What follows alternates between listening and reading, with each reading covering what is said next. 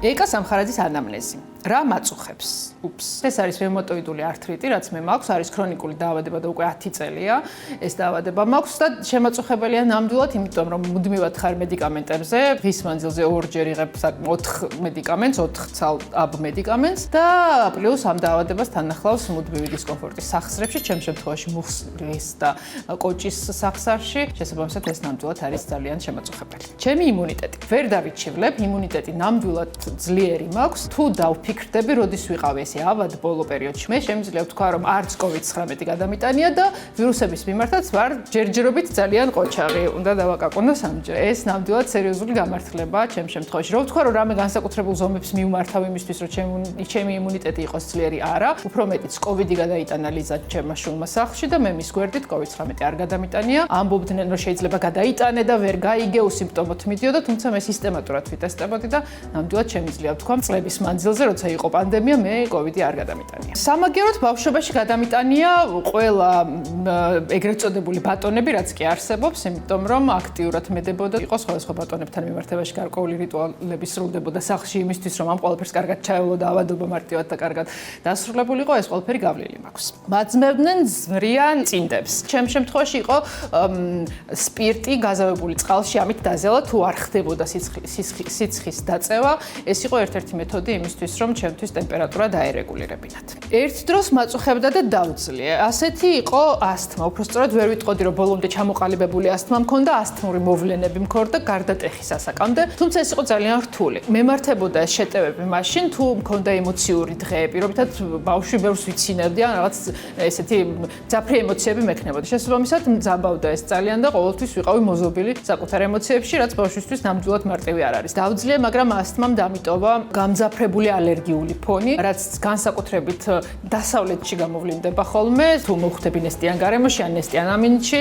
პრინციპში ეს ჩემთვის ძალიან შემაწუხებელი ხდება. დამოკიდებული ვარ წამლებზე. წამლებზე დამოკიდებული ვარ გამომდინარე იქედან, რომ მე მაქვს ქრონიკული დაავადება, რაც დასაწყისში უკვე აღვნიშნე. ამას რა თქმა უნდა სჭირდება სისტემატურად მედიკამენტების მიღება, ჩემ შემთხვევაში 6 აბის ერთად მიღება იყო. დღეს მე შემეცვალა მედიკამენტი, რომელსაც ყოველდღიურად ვიღებ, დღეში 2-ჯერ, თუმცა ის რომ შენ ხარ წამალზე დამოკიდებული, ამ კუთხით რომ არ უნდა დაგავიწყდეს, არ უნდა ჩაგივარდეს, ერთ და იგი იმავე დროს უნდა მიიღო, ეს ნამდვილად არ არის მარტივი. მედიკამენტებს ვყიდულობ. მედიკამენტების ყიდვა ესეთი თემაა. თუ მივდივარ საზღვარგარეთ, სამოგზაუროდ თუ მივდივარ ბავშვებთან ერთად, მთელი რაღაც ნაკრები უნდა მოვამზადო, რომ უნდა მქონდეს აუცილებლად თან სიცხის დამწევი, უნდა მქონდეს ჭრილობის შემთხვევაში დასამუშავებელი შესაძლებლობები, უნდა მქონდეს ყელის ტკივილის, ხველების და აუცილებლად ანტიბიოტიკი, იმიტომ რომ მაინც რა თქმა უნდა უცხო ქვეყანაში ანტიბიოტიკის შეძენა არ იქნება მარტივი. მთელი ეს რაღაც ნუსხა მედიკამენტების, რომელიც 10 დღის მანძილზე ვაიდა შეიძლება დაგჭირდეს და გამოიყენოს. ცუდად მახსოვს ალბათ ეს ბავშვების მოგონებები ასთმასთან დაკავშირებით მაწუხებს კლაუსტროფობია და ზუსტად შეიძლება იყოს აქედანაც წამოსული ეს ფობია, იმიტომ რომ რაღაც ჩაკეტილ სივრცეში ყოველთვის ეს განცდა მაქვს, რომ შეიძლება სუნთქვა გამიჭირდეს. ვიმიზეზებდი ავადყოფნას, როცა ალბათ მეზარებოდა სკოლაში წასვლა. სამსახურში ამის ფუფუნება არ მქონდა, იმიტომ რომ მე არ მაქვს ისეთი სამსახური და არც არასდროს მქონია, რომ როცა შეიძლება დილით აი უცბად გადაწყვეტო, რომ სიცხე გაქვს და ეს თქვა და გეპატიებოდეს. იყო პერიოდი, როცა დილის გადაცემაში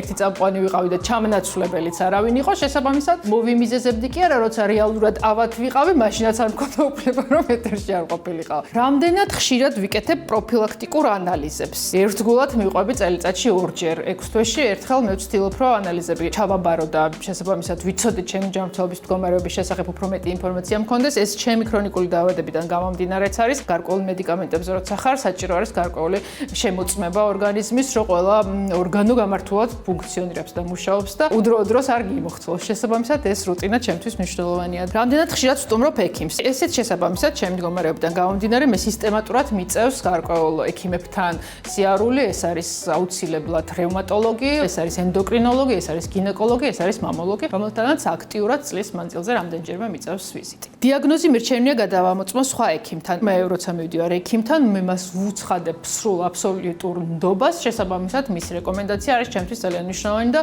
ყოველთვის ვითვალისწინებ. როგორც წამყვანს მეშინია დამემართოს. ეს ჯანმრთელობასთან დაკავშირებით ალბათ არ არის. რაც მეშინია და ყველა წამყვანის ფობია, ალბათ მოულოდნელად სიცილია რა უტყდეს ეთერში. როცა დაძაბული ხარ და რაღაცაზე გაგეცინება, სულ მნიშვნელოვან რამეზე შეიძლება ძალიან ისტერიული სიცილი დაიწყო და არ არის მარტივად მართვადი ეთერში. ალბათ როგორც წამყვანის ეს ფობია მაქვს. როცა ბავშვი ავად ხდება, ამ დროს როგორი დედა ვარ. ლიზა უკვე არის 16 წლის, შესაბამისად უკვე როცა შედარებით იზრდება ბავშვი, მის ჯანმრთელობის მიმართაც ესე გადარეული ყურადღებით არ ხარ და განსაკუთრებული აღქმა ამ ყოველფრის არ გაქვს, მაგრამ რა თქმა უნდა ხარ ყურადღებით. განსაკუთრებით ყურადღებით ვარ აცრების მიმართ, იმიტომ რომ ლიზას ჩატარებული აქვს სრულად გეგმიური ყველა აცრა, ლიზას პაპილომავირუსის აცრაც აქვს ჩატარებული და ეხლა რასაც გეგმავ, აუცილებლად მას გავუკეთებ ვაქცინაციას მენინგიტის წინააღმდეგ. ეს არ არის ჩვენთან რაღაც კალენდარში, თუმცა ევროპაში საკმაოდ აპრობირებული აცრა არის და მინდა რომ ამ ხრივას დაცული იყოს, იმიტომ რომ პრინციპში აცრა ნამდვილად დღეს არის შესაძლებლობა იმის, რომ ძალიან სერიოზული რისკებისგან დაიცვა საკუთარი თავი და საკუთარი შვილი. ადვილად ვიმშობიარე, გაუტკივარება გავიკეთე, ეპიდულარული გაუტკივარება და ეს ნამდვილად იყო გამოსავალი და ხსნა ჩემ შემთხვევაში, რომ არ ყოფილიყო დიდ სტრესთან დაკავშირებული ჩემი მშობიარობა და მართლაც მახსოვს 15 წუთი იყო, ძალიან მოკლე დროში ვიმშობიარე და ეს ნამდვილად არ მახსოვს როგორც სტრესი პირიქით, ეს იყო უდიდესი და განსაკუთრებული მოვლენა ჩემს ცხოვრებაში, როცა გაჩნდა ლიზა. დეკრეტში ვიყავი.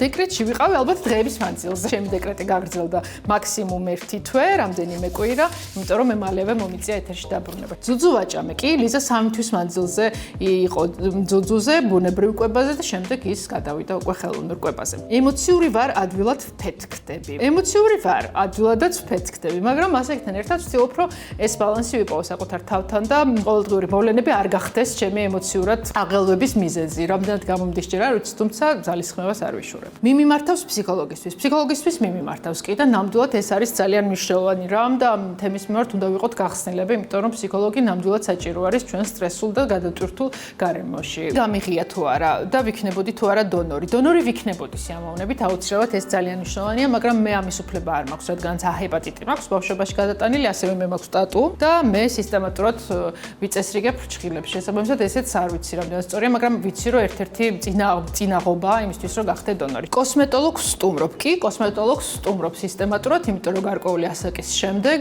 აუცილებელი ხდება მიმართო კოსმეტოლოგს იმისთვის რომ შეინარჩუნო ის ემოცია სახეზე რაც შენ გინდა და ის სხივი ახალგაზრდობის. შესაბამისად მგონია რომ აქ კოსმეტოლოგი ძალიან მნიშვნელოვან როლს ასრულებს. მე აქტიურად ვიკეთებ ბოტულინო თერაპიას, იგივე ბოტოქს, იმიტომ რომ მე მაქვს შაკიკი, 35 წლის ვიყავი, როცა შაკიკის პირველი შეტევა მქონდა. მირჩიეს რომ მიმემართა კოსმეტოლოგისთვის, იმიტომ რომ ბოტოქსი გარკვეულწილად ეფექტს ზოგჯერ შემთხვევაში არართულ ფორმებში შაკიკის მშველელი ხდება ხოლმე და ჩემს შემთხვევაში გაამართლა. ჯანსაღი ცხოვრებით ვცხოვრობ. დღეს არ ვიცი რამდენად არის ჩვენს გარემოში შესაძლებელი იმის თქმა, რომ ვცხოვრობთ ჯანსაღი ცხოვრების წესით. ალბათ ვერ, იმიტომ რომ ჩვენი კვება, ჩვენი გარემო და ჩვენი ცხოვრების წესი ნამდვილად ყველაფერია ჯანსაღისგან ძალიან შორს არის. თუმცა ბოლო პერიოდში მე დავიწყე ვარჯიში. გარკვეული ასაკის მერე ხვდები, რომ ეს ძალიან მნიშვნელოვანი არის, რომ იყოს ყოველდღიურობის ნაწილი, იმიტომ რომ ბევრ ენერგიას გაძლევს და ორგანიზმს უკვე გარკვეული ასაკის შემდეგ დახმარება სჭირდება. ვიკვებები მძინავს წყალს ვსვამ. ვერ დავიკვეხნი რომ ჯანსაღად ვიკვებები ძილთან დაკავშირებით, აი დილის გადაცემა ჩემს ცხოვრებაში ძილი მოაწესრიგა. ადრე მიწევდა გაღვიძება ყოველდღიურად და შესაბამისად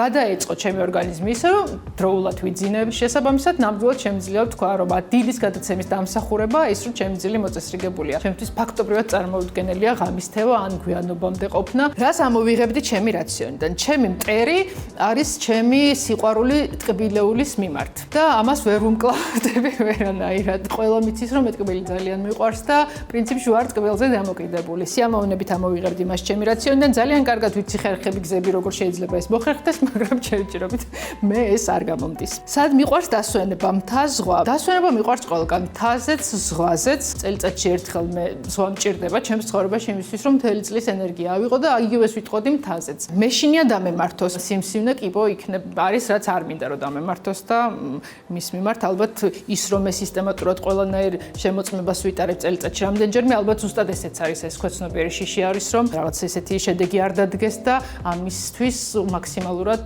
ვიცოდე ყველაფერი ჩემი ჯანმრთელობის მდგომარეობის შესახებ. მე ვარ ეკა სამხარაძე და მე ვარ პაციენტი.